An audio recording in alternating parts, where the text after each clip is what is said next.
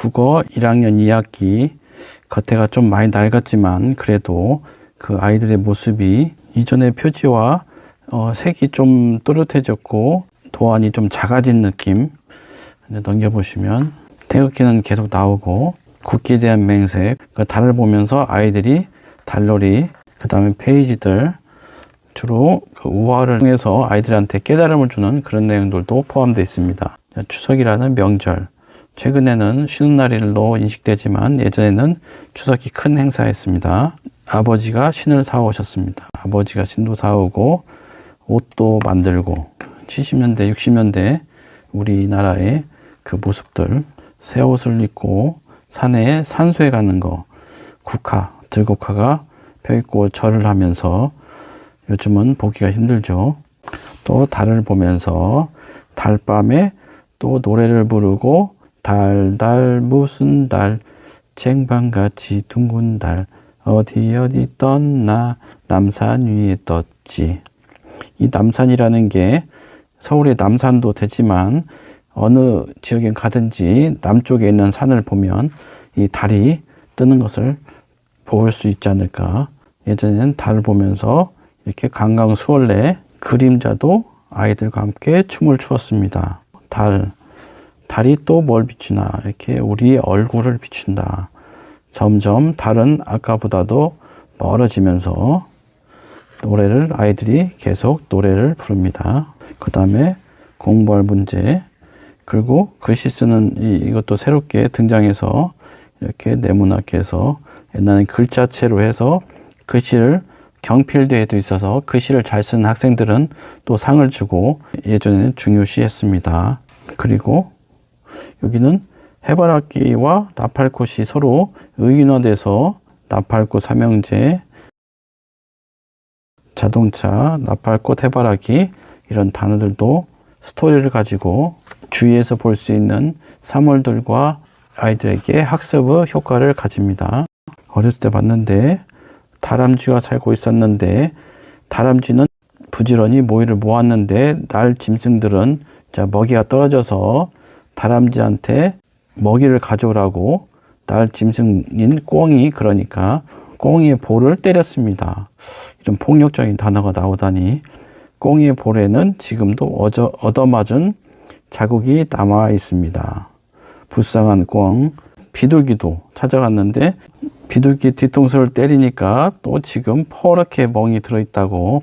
나중에 과학적인 생물학적인 것을 알게 되면 아이들이 실소를 금하지 않을까. 까치는 좀 다른가 보네요. 까치는 서로 주고받고 지금도 글씨 쓰는 거 이런 받침이 있는 글씨 써서 가운데 줄이 있고 받침을 중간에 이렇게 어머니가 심부름해서 선생님한테 편지를 갖다 주고 선생님한테 전달하는 심부름 예전에 아이들이 많이 했습니다. 선생님이 편지를 읽어주고 아이들이 또 손뼉을 칩니다.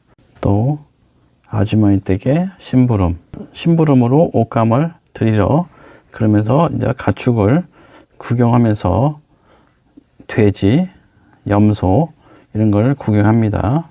그리고 나서 심부름이 끝난 뒤에 집으로 돌아옵니다. 단풍잎이 아가 손 같아요. 단풍잎 아가 떼떼 같아요. 떼떼 요즘에는 알란가 모르겠습니다. 떼떼가 뭔지. 파란 나뭇잎이 곱게 버들잎은 노란머리, 은행잎도 노란머리. 바람이 불면 노란 잎이 흔들립니다.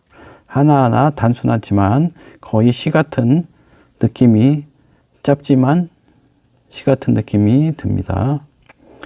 물이 들지 않은 파란 나뭇잎도 있습니다. 곱게 물이 들었습니다. 단풍잎이 떨어지니까 아이들이 쓰는 나뭇잎이 떨어지고 마당이 더러워지면 이렇게 쓸어야 합니다. 바람이 불고 단풍잎이 날아가고 그래도 있는데 한도 내에서 깨끗이 단풍잎의 모양들 동그란 것, 색깔 있는 것 이것을 또 모으는 과정. 글짓기 공부. 아이들이 쓰고 싶은 것을 말하였습니다. 선생님이 칠판에 쓰셨습니다. 나는 비행기를 보았습니다. 또 이렇게 글짓기 농부, 글짓기 공부, 지우개 밤을 따는 장면들, 아이들이 뒷산에 비행기가 날아가는, 편대비행하는 전투기 넉 대 날아가고, 이게 선생님처럼 하고 아이들은 제식 훈련, 군대식 훈련으로 해서 하나 둘 셋 발을 묻혀 걸어가는, 어릴 때부터 군대 훈련을 좀 하고 선생님이 호루라기로 그 행동을 통제를 합니다. 공장에 가고 염소에게 풀을 먹이는 것을 그림을 일기를 쓰는 것들, 아이들이 방학 때 그림 일기를 이런 식으로 쓸 수 있게 샘플로 보여주고, 토끼 캐릭터상으로도 너무 이뻐서 이걸로도 캐릭터를 해도 좋지 않을까 싶습니다. 토끼와 거북이, 유명한 먼저 가는 편이 이깁니다. 토끼와 거북이 우화처럼 그대로 나올까요? 안타깝게 이게 또 찢어졌네요. 토끼는 막 달리고 거북이는 느릿느릿 엉금엉금 따라가고, 토끼는 단시간에 에너지를 소비했으므로 낮잠을 자면서 에너지를 보충합니다. 토끼가 딱 깨어나 보니 거북이는 저 멀리 가고, 그래서 토끼는 뻘뻘 흘리면서 뛰어갔으나 이 나무까지 가는 과정에서 토끼는 늦어서 거북이한테 졌습니다. 머쓱해하는 토끼, 자기가 이길 줄 알았는데. 그리고 글씨 쓰기, 느낌표, 쉼표에서 이런 문장 부호들 어떻게 표시가 해야 하는지, 예전에 원고지로 썼을 때 이런 식으로 표시를 하라고 아이들한테 교육을 시킵니다. 또 말놀이, 말짓기도 하고, 두 말 읽기, 말짓기 하는 장면들, 그림 보면서 서로 간에 또 그림을 이용해서, 명사 이용해서 문장도 만들고 말짓기를 합니다. 이제 듣기놀이를 합니다. 듣기놀이를 하는데 말씀을 듣고 맞으면 흰기, 틀리면 파란기 해서 다른 밤에만 봅니다. 그러면 아이들이 귀를 듣고 보면 일부는 하얀기, 파란기, 아이들이 서로 생각이 다르기 때문에 이렇게 따로따로, 여기 이야기 읽기, 아까 장면을 보고 말을 만들어내는, 아까 교과서에도 나왔지만 이런 것을 하면서 아이들이 말을 하는 그런 것을, 이제 눈이 왔네요. 아까는 추석이었는데 눈이 왔고 소복소복 눈이 쌓입니다. 눈사람, 장갑을 끼고, 아이들이 눈이 오면 감기 걸리니까 모자 쓰고 장갑을 끼고 나갑니다. 눈을 굴려서 눈사람을 만들고, 눈사람을 만들어서 아버지 눈사람, 어머니 눈사람 두 개를 보시고, 어머니 아버지가 아이들이 노는 걸 보며 되게, 이제 설날에 뽀드득 아이들이 옷을 입고 한복을 입고 태극기가 걸려 있고 세배를 하러 갑니다. 하얀 눈을 밟으며 뽀드득 세배를 합니다. 할아버지가 되게 젊습니다. 할아버지 새해 안녕하셔요. 올해는 학교에 들어가야지. 여기는 또 학교, 이제 장가가고 결혼해야지, 그런 것은 또 아니네요. 너도 크면 혼자 살지 말고 장가를 꼭 가야 한다. 그런 덕담이라도, 그림책이나 보면서 할아버지랑 같이, 그리고 아저씨는 저금통, 돈을 모으라는 저금통, 그 아주머니는 떡과 과자, 돈을 주는 게 아니고 여러 가지 물건을 주면서, 뜻깊은 물건을 주면서 아이들에게 교육을 합니다. 팽이라는 말은 알지만 요즘에 팽이 치는 것을 어디 빙판 위에서 아주 특별한 놀이로 하지 않는 한은 잘 않는 것 같습니다.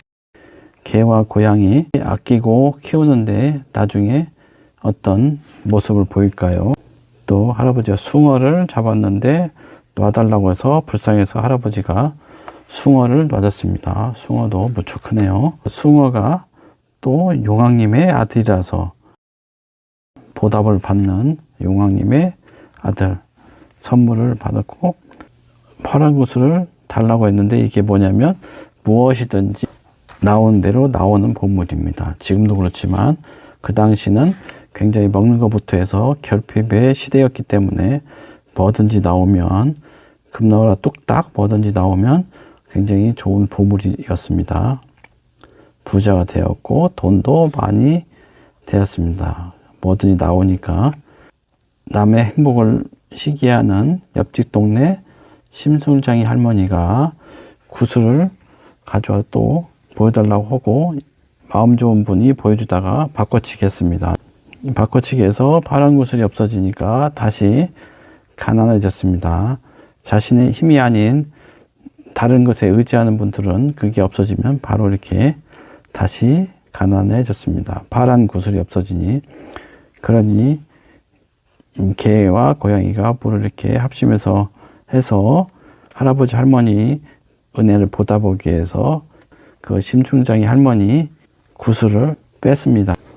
근데 뺏는 과정이 고양이가 또 쥐를 겁박을 해서 쥐들이 이걸 구슬을 가져올 수 있도록, 쥐들은 어디에 뭐가 있는지 잘 아니까 구석구석 파고들어서 파란 구슬을 찾아서 고양이에게 바칩니다. 쥐 중에 대표는 임금쥐, 또 임금쥐는 또 하얗습니다. 다른 쥐들은 검고 얘는 하얀 거, 백인쥐인가. 그리고 은혜를 할아버지 할머니를 해서 가져다 드리고 다시 해피엔딩으로, 모두가 기뻐하는 해피엔딩으로 끝납니다. 이 책은 줄도 많고 낡았기 때문에 보기는 그렇지만 이런 그림에 있어서는 아직 잘 보존이 돼 있어서 내용도 내용이지만 이 그림을 보는 감동과 재미가 많습니다.